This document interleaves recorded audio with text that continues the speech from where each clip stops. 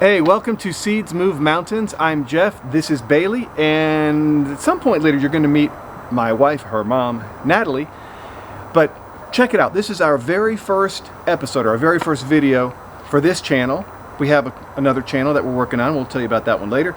But we're all about being healthy, more sustainable lives, and backyard gardening is what we're doing right now. It is springtime in Colorado, and we are getting our garden ready to have a huge production year in the summer. So check it out. First things first, we're making some expanding here.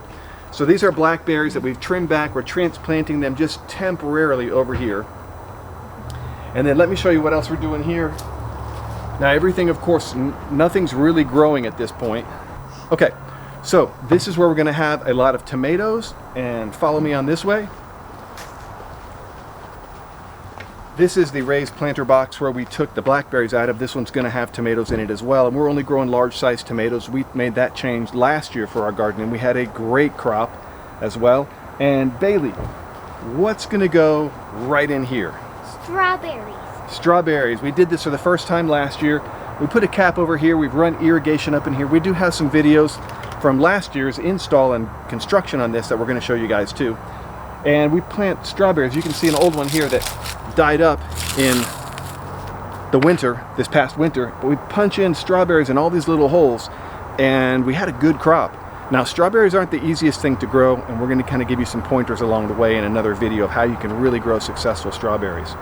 Okay, so this area here, we grow cucumbers up on here. We're going to do a couple other different kinds of vegetables for this year, and then we have this other box right up in here. And I'm not sure exactly what's going to go in the rest of these. We got these three that we need to plant out. We're going to do a lot of lettuce. We're going to do a bunch of different greens, some spinach, different things like that. So we'll put together a whole map of what this thing really looks like for you guys. And then also, you can see our backyard. It's not huge. So we're trying to maximize our space. So behind me is this fence. We put a green privacy thing over it.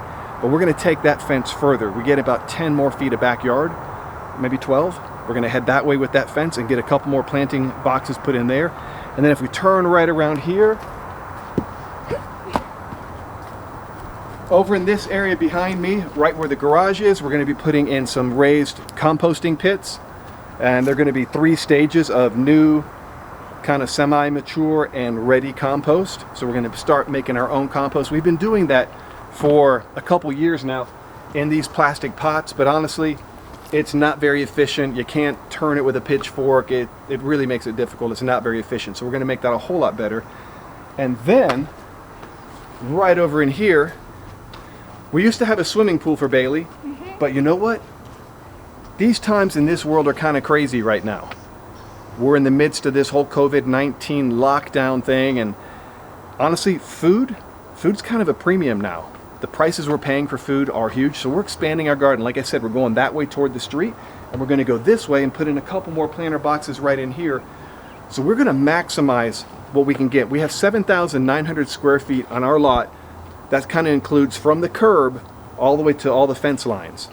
And you know, that includes the garage, the house, everything. So we don't have a lot of space here, but we are going to maximize our growth and get a huge crop this year. We're going to do a video also for you guys in the future on like composting, on getting the right soil. It's taken us a couple years, but man, we have some really good soil in this garden. So we're looking for a really big year. So, and also you saw on the other side over there behind me a whole bunch of junk scattered all over our yard. We are redoing our garage. So everything that's in our garage is now out in our backyard, but we're reconstructing it. We're building shelves. We've put lofts up in there. We've painted the whole thing.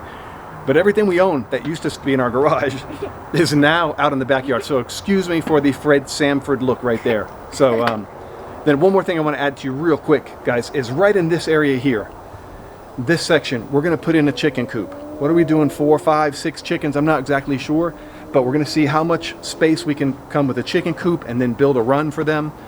And the whole idea is that if you can produce food in your own yard, even a small yard like this, you can produce eggs, maybe even chickens that you want to eat. Depends how attached we get to them. We're not really sure how that's going to go.